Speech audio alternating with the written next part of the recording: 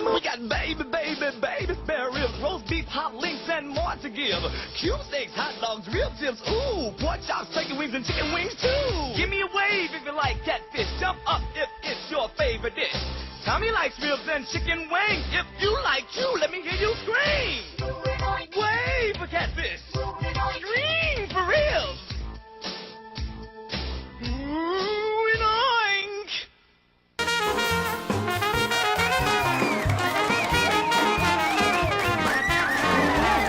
All right, hey everybody, welcome back from that commercial mastication station. Here we are again. Lee is here to tell you, because I did get a little nap after the last guest. Now I'm ready to go for the next. So I don't remember where we are or how many in the audience and all that stuff. Well, you might, if you look at the audience, you'll see an indicative sign that they're all dressed alike. Oh, okay. They're very colorful. They have sombreros, the men do. We are south of the border. Yes. Tony. What border? South of the American United southwest States border. Okay, gotcha. To Mexico. Okay. We're in the small town village of Cucaracha, Mexico. Okay. Population 39,008. Okay. And we currently have 49 people in our audience. Nine people got up and left. Supposedly they couldn't understand anything. Okay, well, so yeah. I don't know if our translators are not showed up or what's going on, but we lost 9. But we have 49 faithful. That's they didn't good. try the sponsor, did they? No. Because that's the theory is, I asked one of them when they got up and leave, they said they were going to a heads-up soccer game. Oh. Which is interesting because where we're at is actually the ancestral home of the Aztecs and the Olmecs. Oh, okay. Who played soccer a lot with their opponents' heads. Yeah. So that's where they said they're going. And our sponsor is a very unique gentleman, very unique product. I had the opportunity to nearly sample some of his product. Nearly sample the product. I didn't have a sore throat. It's L. Gibbs Camel Hair Tongue Lozengers. And the idea, the catchline is you'll only ever need one. Yeah, Ever. So if you have a really sore throat, you can go to L. Gibbs Camel Hair Throat Lozengers. They're about this big. Yeah. And they're covered with hair. But according to him and his 6 clients, it's the remedy for sore throats. Yeah. Done, gone. You only need one. Wow. Well, in that instance, Deb King is here. Deb King from Jennifer's Harbor. And when I saw that you were going to be here, I didn't know if Jennifer's Harbor was a boat company. Is that for... It was really hard parking tonight, but I was able to manage that. Oh, good. Yeah. So I think I might be confused. So what is Jennifer's Harbor? So Jennifer's Harbor, we are a faith-based nonprofit that works with survivors and family members of domestic and sexual violence. Okay. So your clientele that you work with, where... how would I ask this? I mean, what's the major, problem that is causing this to happen in the clientele that you're seeing? Does that make sense? Yeah, it does. It's really interesting. When I first founded Jennifer's Harbor, I assumed that I would be working with a lot of women who didn't know Jesus. And I was like, I'm going to get to evangelize and be a part of helping lead them. But God had different plans. And so about 97 to 98% of our clientele are actually from the church. Wow. Yeah, it's a silent epidemic within the church, domestic and sexual violence. And I have a significant past of that myself. And as I healed more and more, I just felt like God was calling us into helping others. How do you start? I mean, what do you do?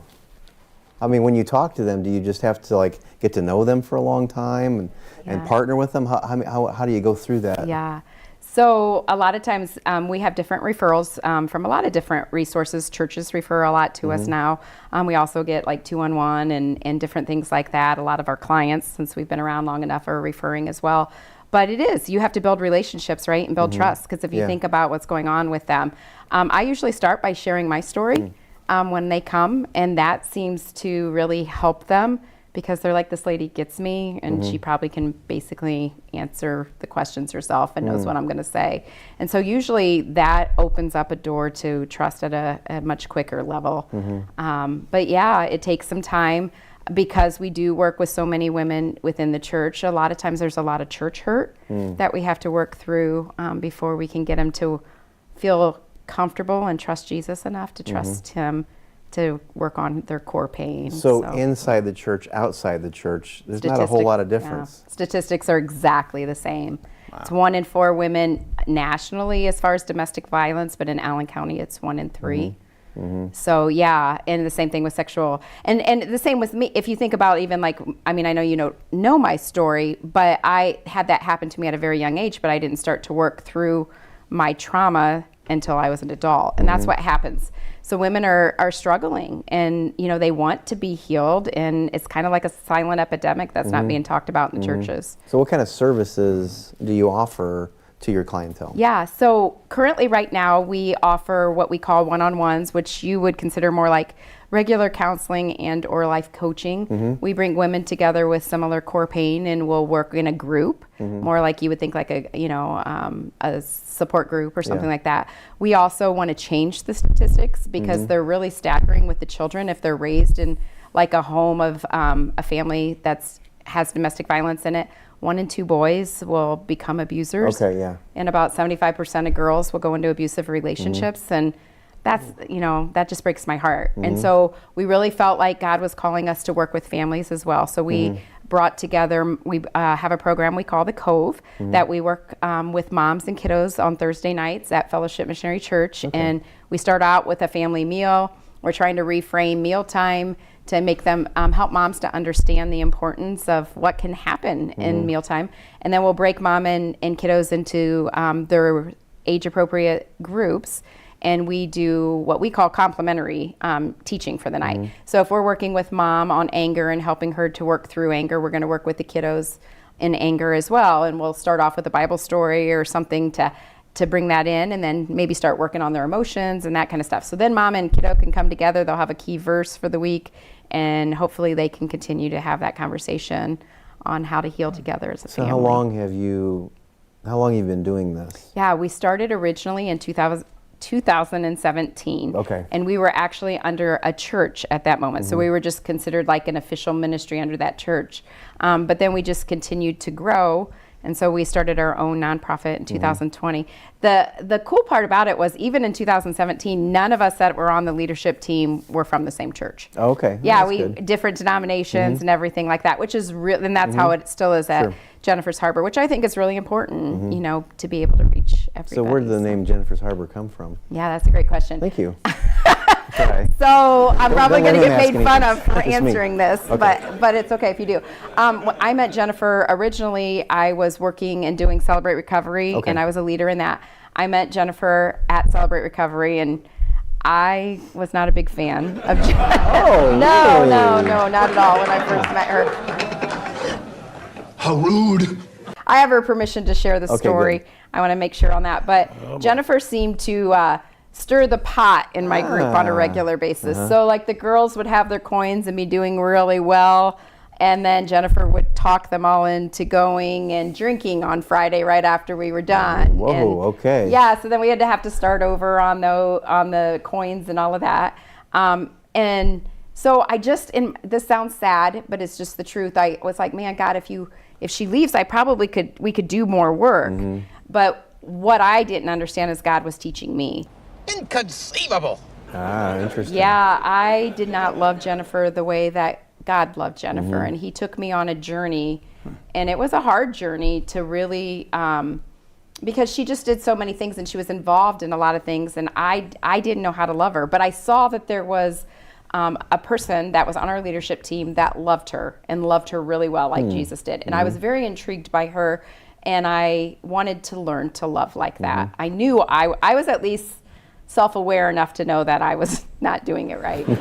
And so I asked this person if I could join her and come alongside and she could teach me how to love her better. And she said, Deb, it's just so simple. She said she loves sausage and biscuits. Take her out for that. And I'm like, not by myself, right? But so her and I joined this journey. We started working together, and then I started falling more and more in love with her, to be honest, but what I thought is this sounds terrible, but I didn't think that she was being completely truthful, because the way that she explained and told me about her trauma still to this day. And it's been, I mean, I've been Jennifer's Harbor over 7 years, and I knew her long before that.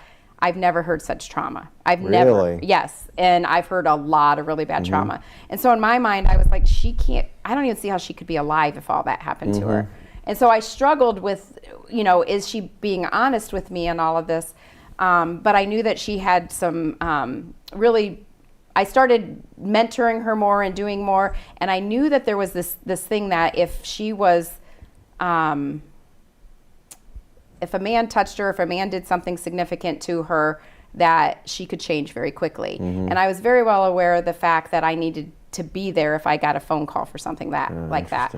One day I got that phone call, and by the time I got there, we'll just say that I was not able to see her, but she had her pastor there. And I sat down and I was talking to her pastor, and I said, that stuff didn't really happen to her, right? And I said, there's no way she could have survived happening, and her pastor said, Deb, I thought the same thing. And she said, so I checked out every single one of her stories. Really?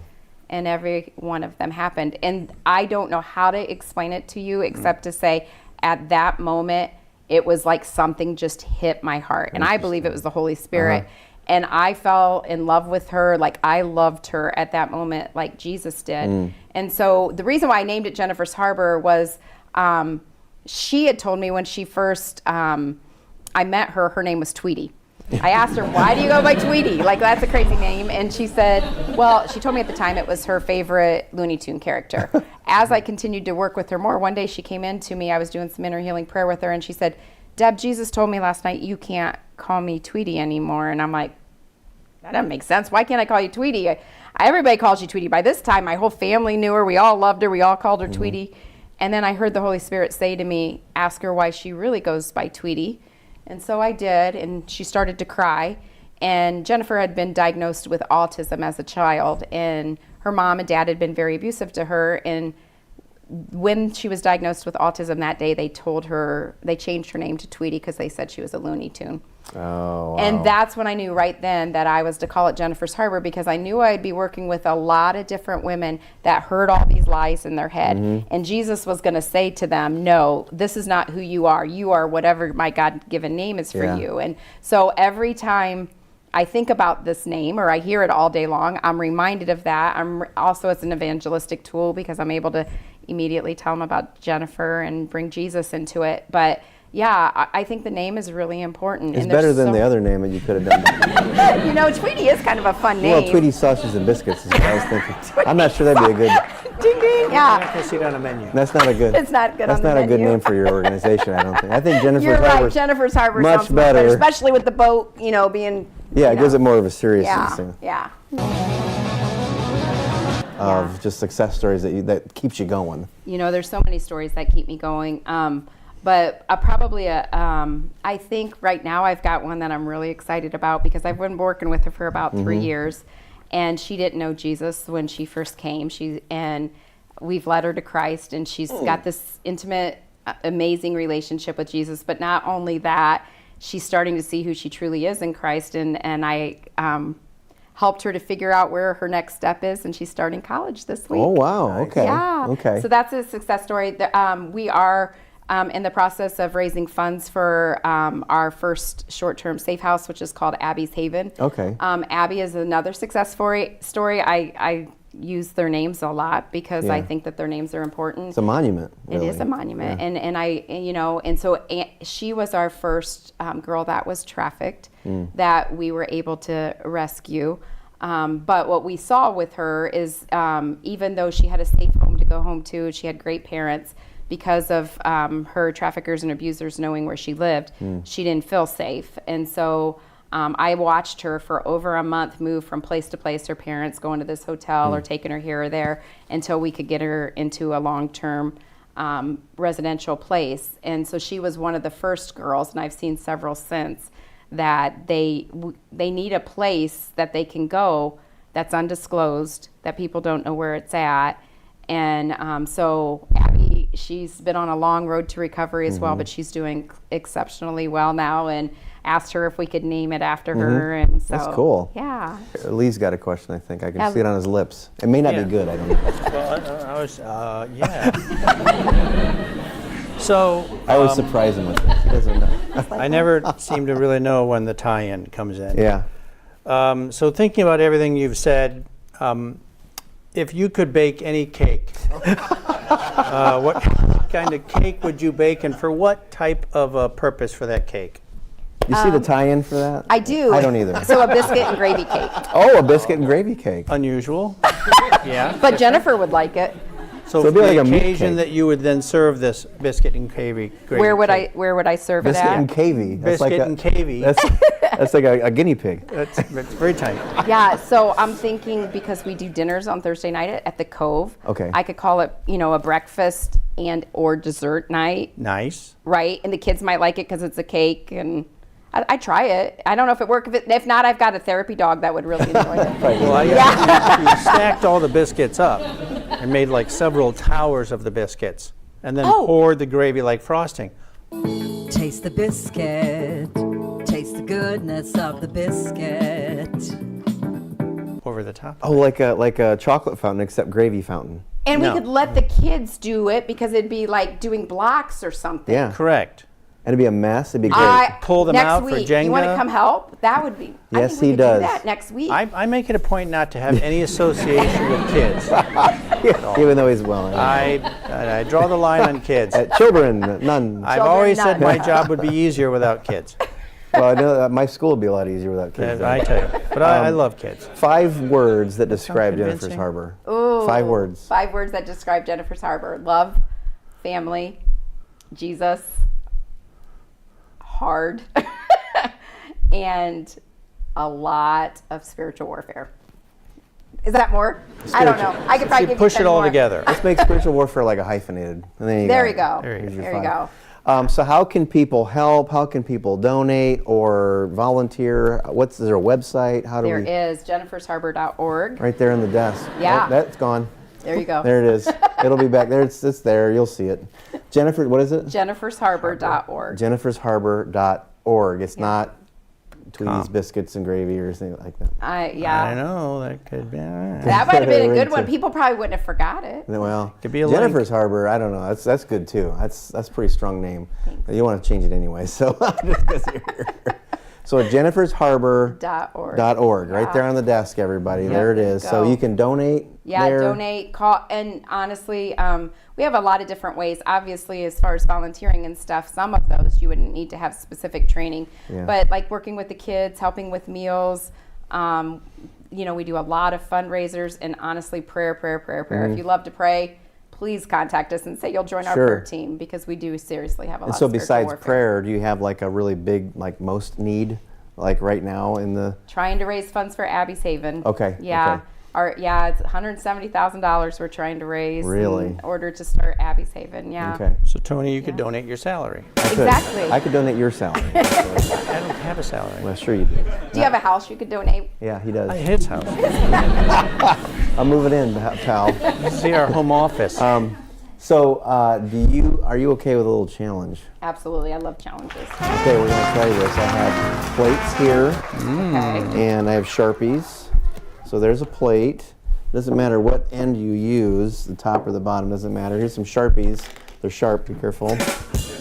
Okay. And what we're gonna do is, there's your plate. Okay. We just used it last night. It's clean though, don't worry about it. Okay. No, you don't see anything. No biscuits and so, gravy. Yeah, it doesn't matter if it's this side. Oh, well, that is used. Oh, whoops. Okay, never mind.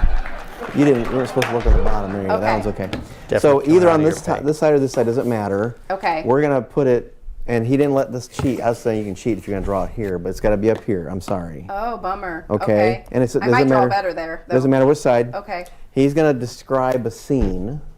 Okay. And we're going to have to draw this scene, but up here. We can't see what we're drawing. And then we're going to show our drawings and Vote. see whose is worse.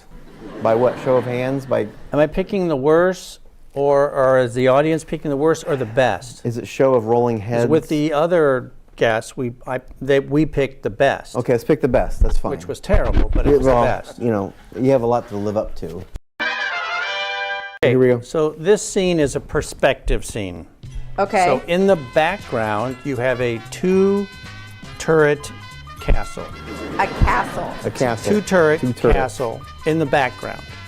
Can you say turret on TV? We just did. I don't need. Okay. Okay, I got a castle for the most part. Background. I Okay. did just see a castle in Mexico recently. Oh. So Well, we are in Mexico. I know. That's what I'm saying. From here, yours looks great. So in front of the castle, you have a carriage being drawn by 2 horses. Okay, carriage, Carriage being drawn by 2 horses. wheel. This is terrible. Oh Horsey. my goodness. My horsey may look like a dog with no head. Okay, And in front of them, okay. you have a fountain with a mermaid. Oh my goodness! A fountain with a mermaid. Fountain with a mermaid in the forefront. A mermaid. So you have the forefront, the middle ground, and the background. Okay, I screwed that up then. Okay. I expect My this whole thing's to be messed up. terrible. This is going to be beautiful. Mermaid, long hair. There we go. Oh yeah, Fountain. long hair. All right, show your masterpieces. Oh my. That was all in one area. I thought. I Wow, had that's one- pretty impressive. I thought Okay, I had it. Yeah. so which camera are we doing here? of like a Let's rose do bush. Deb's first. There we go. Whoa! Look at that. Look at that. Just hold it right there. They might zoom in a little bit. I don't know. I don't know. I don't. There we go. I don't know She's that you can even see They're it. zooming in. Yeah, I mean it's pretty It looks like a obvious. The Rorschach castle thing is definitely here. a Rorschach test. Yeah. What I'm going to do is I'm going to show you mine when I'm ready. So that makes I think you tried to make a one cross so camera. everybody'd vote for you. Oh, I did. That's supposed to make it. Well, this is the There top. you This is the go. bottom here. There you go. Okay, there's mine. All right. Go ahead and Zoom there in. we go. See? All right. So there's the. there we go. There's as our much as two. I hate Alright. to, but the audience they're really happy with what Tony did. Oh. So the 49 of you, by a show of hands, you like Tony. They don't know what I'm saying. Okay. No, they're clicking. Yeah. I think they're clicking. So I hate to admit it, but Tony actually has what could be He does. a wall or a building. but It's terrible. don't forget the exchange rate down here. But you do see the mermaid's hair. I has- just want to make sure you I understand. do see the mermaid in the front. Okay. I'm not seeing the castle in the background, but that's okay because But- it could be covered with vines, Yes. which yes. are prominent in most Mexican Yes. villages. Which gives her extra points. Extra points for that. And I Yep. do see the mermaid's hand going off to the side there. So I'm going to have to give it to our guest. Yeah. Yes, we have a winner over here. Chicken dinner. Yes, we got it. All right, well, go to jennifersharbor.org. Yes. jennifersharbor.org right there. And donate time, prayer, money, whatever you have, whatever Lee has. Lots of money. I don't have any money. And we'll be right back after this, everybody. Thanks for coming, everybody. time. You did it. Yay! Was that fun? Yes, it was Good. fun. Good. Yeah, I thought it was something. Well, we were gonna do.